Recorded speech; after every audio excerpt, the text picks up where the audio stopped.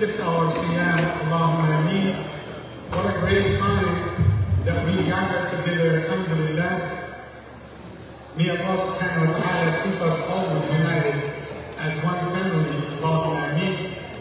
Actually, I wanted to start by thanking Allah for facilitating our gathering. And as you can see, guys, Ramadan is going so fast. 1/3 of Ramadan, we can consider it's already past. And subhanAllah, the days are going one after one so fast. But actually, the best thing, the good memories that we have in this call together, that what shapes our relationship together as one community. So alhamdulillah for the ni'mah. Today I just wanted to also thank the two brothers who had sponsored the iftar for today, Brother Derek. And Brother Derek actually, since he converted to Islam, alhamdulillah, he became a good example for the youth, for the young generations. And not only him, but actually all the new Muslims, the youth.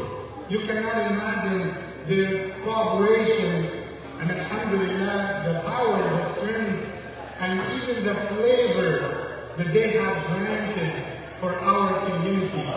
I am so happy, I am so proud of them. Not only Brother Greg, but you have all of them. Kaden, you have Ishan, you have Ian, you have all those who are helping on the social media and the building the website, Brother Hassan, mashallah, and the great work that he is doing. Some of the sisters also, mashallah, young generations, but they have that sense of creativity in their work. I also wanted to thank Rahma and Sundus, mashallah, for the great work that they are doing, posting the flyers and preparing for the competition of the Quran. May Allah bless them all, Allahumma ameen. Plus the youth and the volunteers who come to help in preparing the hall for the iftar, Ibrahim, Ishaq, Ismail, mashallah, all of them. And the other brother, I mentioned too. Still wait, don't worry. Alhamdulillah, I'm putting it all together. And also, so Brother Derek, who is the first one sponsored the iftar today, then our Brother Samir. Brother Samir Hamzich, Brother Samir actually, he had something very remarkable. He left his house in this area and he moved to another area. And actually that was one of the moments that broke my heart, to find Brother Samir is leaving our community. And the next day that he moved to the new house in the other area, I talked with him. I said, I cannot imagine that I will not see you in Ramadan. He promised me. He said, Imam, you will see me in Ramadan. So he sponsored the iftar for today to prove and to fulfill his promise, actually, that he will stay attached and connected with our community. May Allah bless him, and may Allah bless his wife and his children, his family. Allahumma ameen.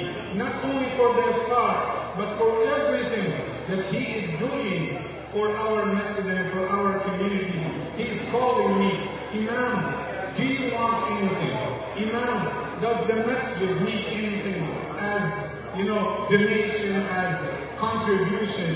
May Allah bless them. Please, I wanted to give a special round of applause to Brother Derek and Brother Samir. Thank you so much.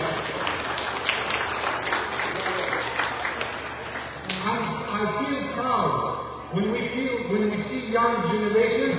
Wallahi, they make me not worried about the future of this masjid. In the next 10, 15 years, you will find and then maybe they will stand on the same stage. That makes me so happy, alhamdulillah, that the house of Allah, inshallah, will find somebody who will take care of it. May Allah accept from all of us, Ya Rabbal Alameen. Let's move to our lecture. So tell me, are you ready? Yeah. Inshallah. So where's Brother Khan?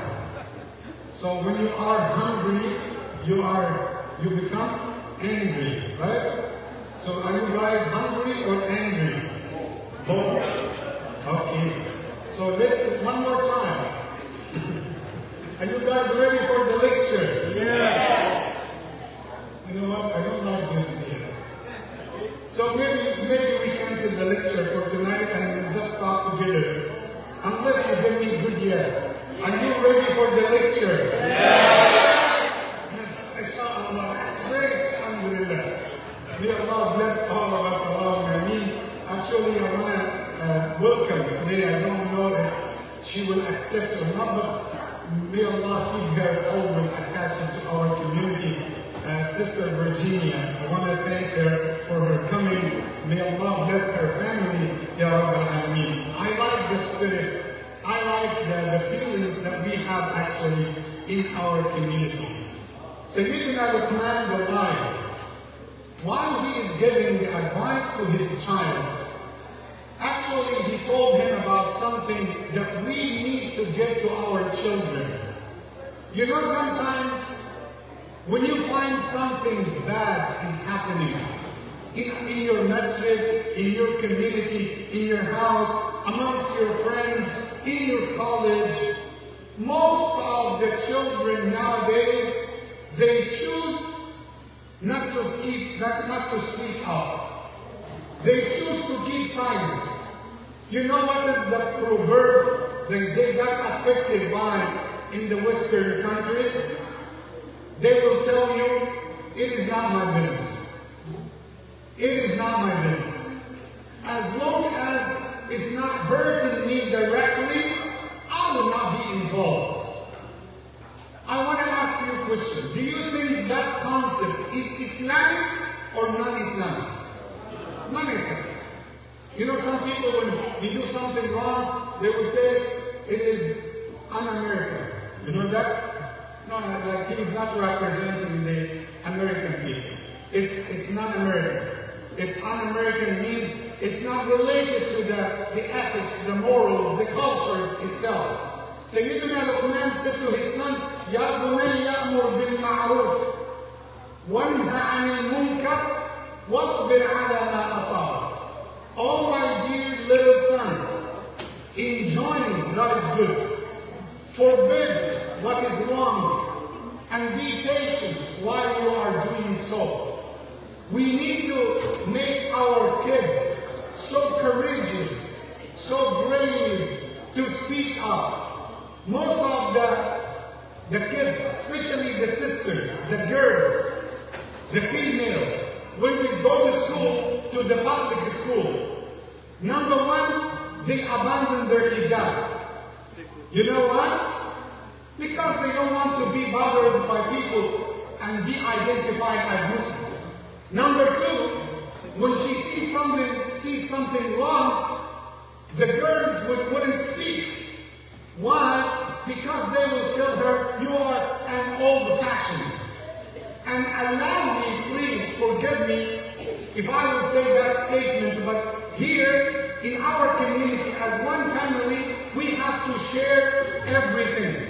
Because we want our kids to be immune, to be protected against all the things that might destroy their future, their Islamic identity.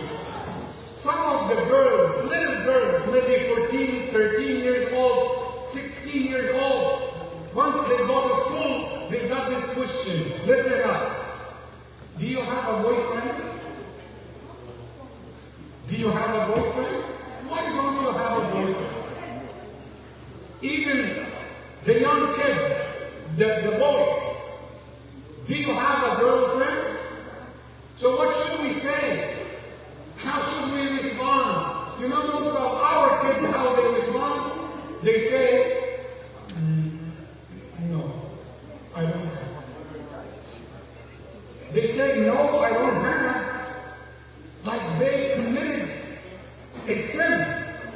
like they are doing something wrong. They feel shy while they are saying, no, I don't have. You know why? Because they cannot speak up. They do not have this braveness, the courageous heart to say, no, I do not have, because I am religious, and my religion is telling me that that kind of relationship is haram. That's very simple. Whether they accept it or not, whether they respect it or not, I must say the truth no matter what. Because you know, very simple. And really what I'm going to tell you, if you started to think about it, it makes sense. If you are not standing for anything, if you are not standing for ethics, for your morals, for your principles, if you stand for nothing, that means you do not have a religion.